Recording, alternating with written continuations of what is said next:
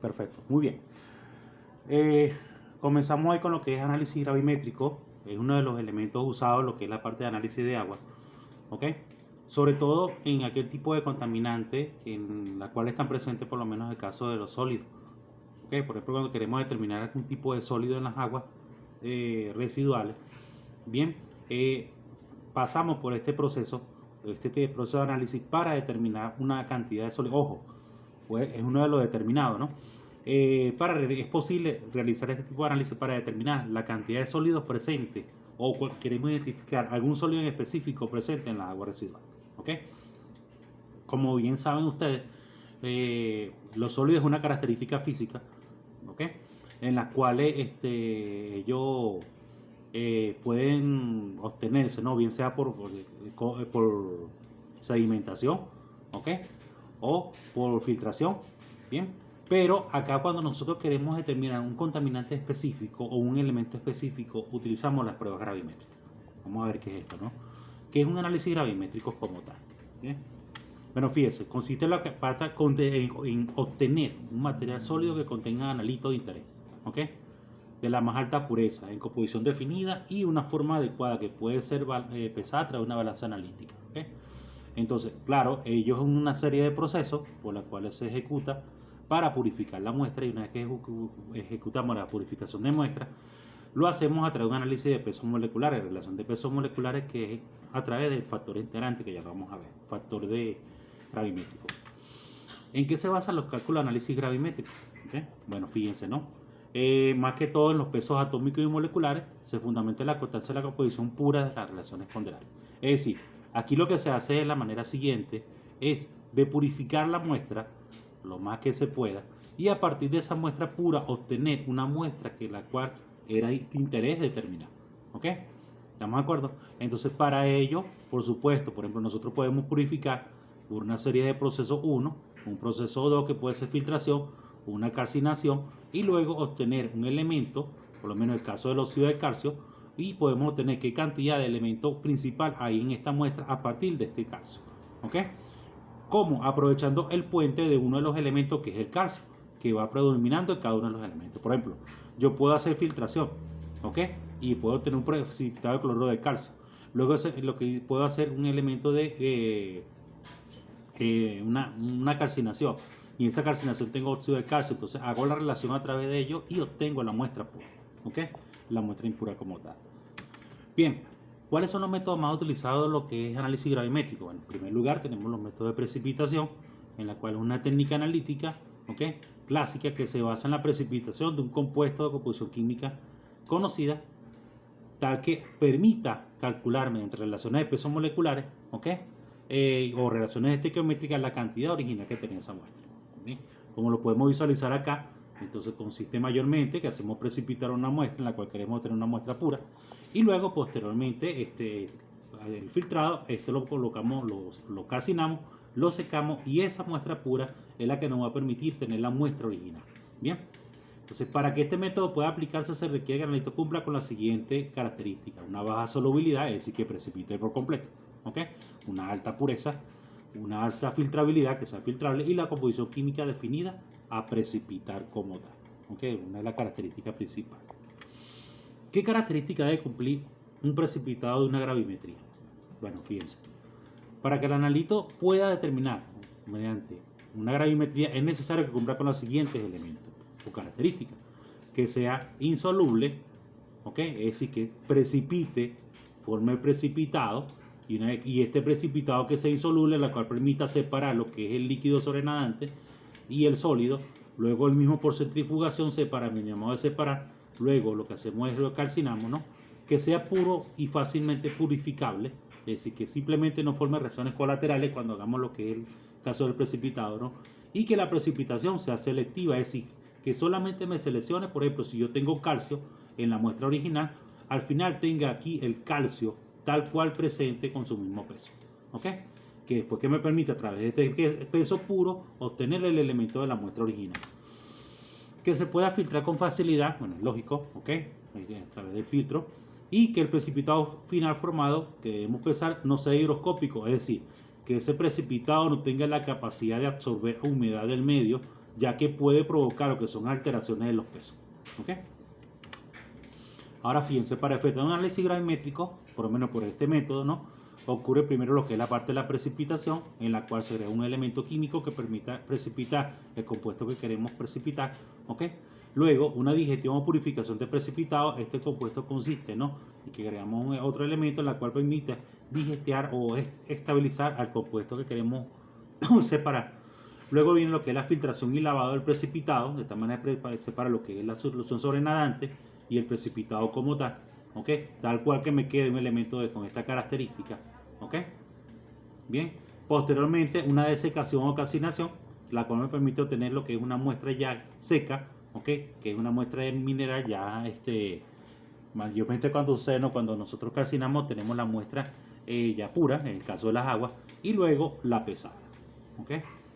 Entonces, bueno, otro método utilizado, el método de volatilización. Este método mide, en este caso, los componentes de una muestra que no se pueden, que son o pueden ser volátiles, ¿ok? Por ejemplo, una de las muestras que se hace acá es cuando determinamos los sólidos volátiles, en la cual sometemos una muestra de agua a 550 grados centígrados para que queden los sólidos fijos presentes, que son minerales, y se desprendan los sólidos volátiles, ¿ok? Que es un ejemplo típico, ¿no? El método directo de evaporamos el analito, lo hacemos pasar por a través de una sustancia absorbente que ha sido previamente pesada y así gana el peso correspondiente al analito buscado. Solamente puede utilizarse analito que es única sustancia volátil, o si el absorbente es selectivo para ese analito, es decir, que sea soluble para él, ¿ok? Se utiliza mucho, por ejemplo, cuando agarramos una muestra de gas y lo hacemos pasar con una muestra de agua de varita, por lo menos el dióxido de carbono, lo hacemos pasar por una de agua de varita para obtener carbonato de bario, ¿cierto? ¿Cuál es el elemento puente que me sirve acá? El carbonato. Bien, entonces a través de relación de pesos moleculares y atómicos podemos tener la cantidad de dióxido de carbono que trae la muestra de aire, ¿ok? Método por electrodeposición. Este método consiste más o menos parecido al caso de óxido de reducción. Este método se basa en la deposición sobre el electrodo de un compuesto en relación conocida con el analito que se quiere cuantificar, ¿ok? Mayormente la cuantificación se realiza mediante diferencia de peso que se produce, ¿no?, en el electrodo antes y después de hacer el proceso. Recuerde que en un analito como tal, en este tipo de proceso, hay un elemento que pierde peso, ¿ok? Y en función de la pérdida de peso es que vamos a determinar la cantidad de elementos que se han perdido como tal. Técnica gravimétrica, por lo menos factor gravimétrico. El factor gravimétrico es un elemento, la relación que permite determinar un determinado peso de un compuesto, ¿ok?, a partir de una sustancia pura obtenida. Entonces, en este caso, el análisis gravimétrico se basa en las medidas experimentales: el peso de la muestra tomada, el peso del sólido obtenido a partir de la muestra, ¿ok? Los resultados de análisis se expresan de la siguiente manera: por ejemplo, porcentaje de A es el peso de A entre el peso de mi muestra, una vez que esta muestra ha pasado por una serie de procesos como tal, ¿ok? ¿Qué es el factor gravimétrico? ¿Ok? Es un elemento que me permite hacer una relación de pesos atómicos y moleculares. Mayormente también es conocido porque este elemento, a través del elemento estequiométrico, permite obtener esa relación.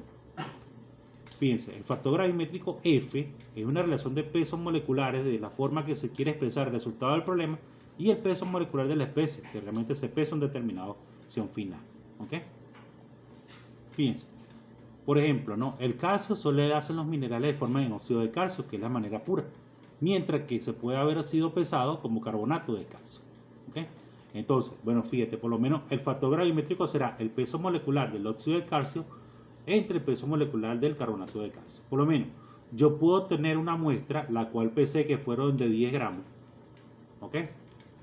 Luego, estos 10 gramos que hacemos, simplemente lo que hacemos, 10 gramos, que en este caso vamos a suponer que sea de óxido de calcio, ¿ok?, o de carbonato de calcio, ¿ok? Yo puedo haber obtenido de la siguiente manera: si tengo carbonato de calcio, o bueno, tengo óxido de calcio, lo pasé por un sistema de precipitación, ¿ok?, para obtener carbonato de calcio, luego por un sistema de calcinación, luego obtenemos otro elemento puro y a partir de ese elemento obtenemos lo que es el peso. Si el elemento final es carbonato de calcio, sencillamente, por ejemplo, sería la gramo de muestra de carbonato de calcio por el peso molecular de óxido de calcio, si partimos de este elemento. Si obtuvimos tantos gramos, 10 gramos de carbonato de calcio, vamos a suponer acá, sería 10 gramos de carbonato de calcio por el peso molecular del óxido de calcio entre el peso molecular del carbonato de calcio. El resultado X por F entre 100 entre Y, que es igual al porcentaje de óxido de calcio, donde X es la cantidad de carbonato de calcio pesada y Y representa el peso de la muestra de partida. ¿Ok? Por supuesto, carbonato de calcio fueron los que obtuvieron ustedes en el proceso final. Bien, ¿estamos de acuerdo? Esto lo puedo tener en todo caso, por lo menos en el caso que yo quiero determinar la dureza del agua. ¿Okay? Aunque nosotros lo hacemos por método que es volumétrico, que es el caso de cuando utilizamos EDTA, pero a través de este método nosotros podemos tener en todo caso la cantidad de carbonato de calcio presente en una muestra como tal. Importante, cuanto menos sea el factor gravimétrico, más favorable será la determinación, pues minimiza el error. Es decir, estamos llevando a caso esta relación que tenemos nosotros acá. ¿Ok? ¿Estamos de acuerdo? Entonces, muchas veces lo que se busca es que esta relación sea lo más cercano posible, de tal manera de que ambos elementos, esta relación sea muy cercana a uno. ¿Ok? ¿Estamos de acuerdo?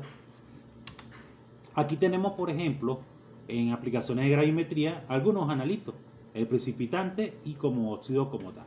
Por ejemplo, el aluminio y el hierro, el medio ligante es el ligeramente ácido. Tengo lo que es óxido de aluminio, ¿ok? Tengo lo que es óxido de hierro, mayormente hidratado voluminoso de composición, y obtengo este elemento producto pesado como tal. ¿Ok? Función estequiométrica definida, una gran cantidad de agua. Si tengo el óxido de silicio, en la presencia de ácido clorhídrico, tengo este compuesto presente. Bien, yo tengo el óxido de silicio como tal, el producto pesado. Tengo el estaño con ácido nítrico, tengo este compuesto obtenido. Luego por purificación tengo el óxido de estaño, puedo obtener qué cantidad de estaño tengo en mi muestra. ¿Ok? Por ejemplo, si una lata de atún yo puedo tomar, ¿no? En este caso, o puedo extraer lo que es el caso del estaño y luego obtener qué cantidad de estaño puede tener esa lata. ¿Sí? O el porcentaje. Tengo el caso del cloro, el bromo, del yodo, que lo hago con hidrato de plata, es muy utilizado por angiometría, ¿ok? Para producir precipitado de estos componentes. Bien. Y luego por pesada yo tengo cada uno de estos elementos que tenemos acá. El caso del cobre, tengo el cianuro de amonio, ¿ok? Tiosanato de amonio, perdón. Ok, tengo lo que es el tiosanato de cobre. Por punto pesado tengo la cantidad de elementos presentes. El fosfato, otro hidrocloro de magnesio, ok. Yo tengo este elemento que está acá, ok. Y tengo lo que es este ortofosfato, bien. Y entonces puedo determinar la cantidad de fosfato presente.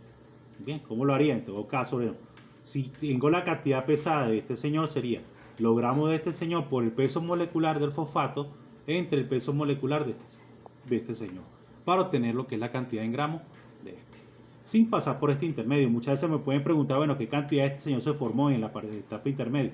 Este posee 3 etapas, es decir, al fosfato yo le agrego este elemento, obtengo lo que es el precipitado de este componente y luego, por digestión, obtengo lo que es el ortofosfato como tal. ¿Ok? Entonces, este elemento es el pesado y en función de esta pesada yo puedo obtener cuánto es la cantidad de fosfato presente en mi muestra. De igual manera tengo lo que es el magnesio, zinc y cadmio, que utilizo el fosfato de amonio, ¿ok? Y obtengo cada uno de estos componentes que tenemos acá. Luego obtengo por digestión y secado, lo que es los ortofosfatos de todos estos elementos acá presentes, de magnesio, de zinc y de cadmio, ¿ok? Puedo conocer en todo caso la cantidad de magnesio, zinc y cadmio que está presente en la muestra de agua, ¿ok? De igual manera lo que es el sulfato, utilizo el cloruro de bario, ¿ok? Para tener sulfato de bario y peso de sulfato de bario puedo obtener también este elemento. Bien, como muestra, vamos a hacer como un ejercicio rápido, ¿no? Déjame quitar esto de acá. Uy, ¿qué se hizo? Ajá. Ok. Ok, vamos a suponer que nosotros producimos 40 gramos, bien, de sulfato de bario.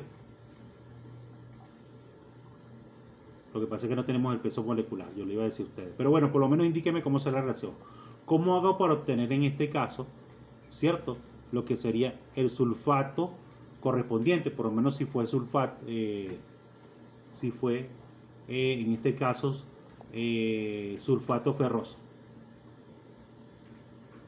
¿Cómo sería la relación? Pregunto.